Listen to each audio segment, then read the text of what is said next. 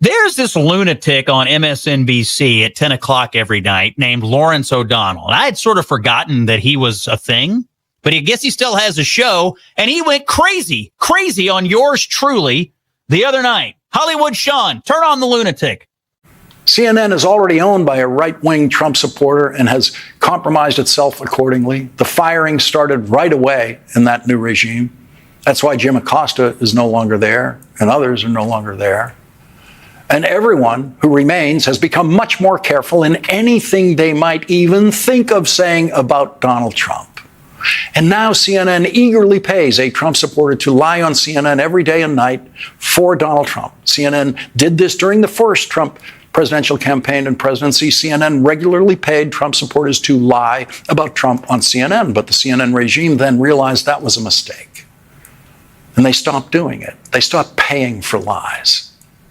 But then CNN got a new head. The head of CNN for the last 3 years, hired by the Trump-supporting owner and operator of CNN, is an Englishman who thinks paying Scott Jennings to lie about Donald Trump is money very well spent. Scott Jennings, who used to be an aide to Senator Mitch McConnell, was not always a rabid, lying Trump supporter. When he first started appearing on television, he was capable of criticizing some of the more extreme Trump positions, but Scott Jennings figured out where the money is and how he could get his own podcast and decided to become the J.D. Vance of CNN. And here is the single goofiest thing ever said by anyone in charge of CNN in that network's history.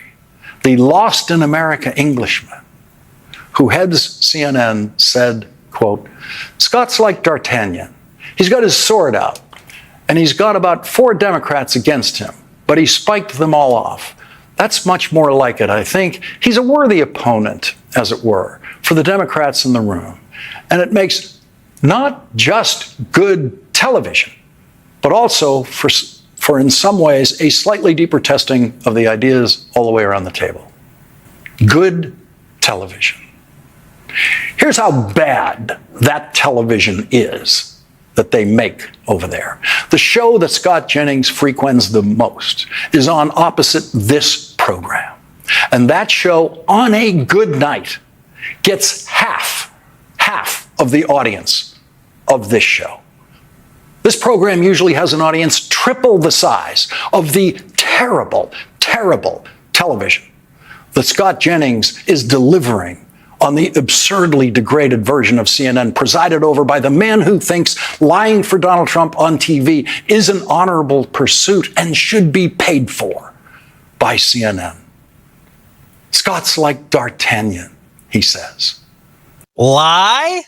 Someone at MSNBC is accusing someone else of lying from that propaganda outfit over there. They're accusing me or anyone else of lying. Outrageous. By the way, the head of CNN is a guy named Mark Thompson. He's an American citizen. I'm not sure what Lawrence O'Donnell was implying by calling him an Englishman, but Mark Thompson is an American citizen. He is from Britain, but he's an American citizen. Here is Lawrence O'Donnell's real problem. He's irrelevant. Nobody likes his show. I was looking at some information. You know, he's on at 10 o'clock Eastern at night. He's up against Abby Phillip, Newsnight with Abby Phillip, where I appear on a regular basis. I was looking at the last month, the month of October. They have this thing in television called the demo. The demo is short for advertising demographic, advertising demo. People ages 25 to 54, they pay attention to those numbers because that's the people who are most likely to buy something they see in advertising. The advertising demo is a number TV people track. Well, in the month of October, I'm sorry to report to Mr. O'Donnell, Abby Phillip was kicking his rear end by 30%. On a nightly basis, 30% more people watching in the advertising demo than Lawrence O'Donnell. Can you imagine having a television show on a network and you spend your precious time on that network complaining about what someone else is doing on another network? That's how much pressure Lawrence O'Donnell is under. He's a failed media personality. Nobody cares what he thinks. His show is failing. Abby Phillip and CNN are kicking his rear end on a nightly basis.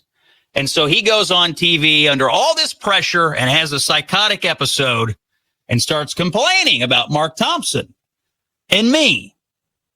You're a failure, Lawrence O'Donnell. And we all know why you're complaining. Because you're losing, both in terms of the ad demo and also in terms of relevance. It just fucking sucks. It fucking sucks to be out here. Who's asking for a Labor Day rundown in my ear? Who's got a hammer? Where is it? Any fucking thing can come into my ear at any moment. You have insanity in my ear. Stop the hammering. Stop the hammering out there. Anybody can get into my fucking ear at any time. Stop the hammering. Fucking out of control shit. Someone in that control room is out of control. Fucking guests' faces coming up in the middle of a fucking script. Jesus Christ. Stop the hammering. Stop the hammering.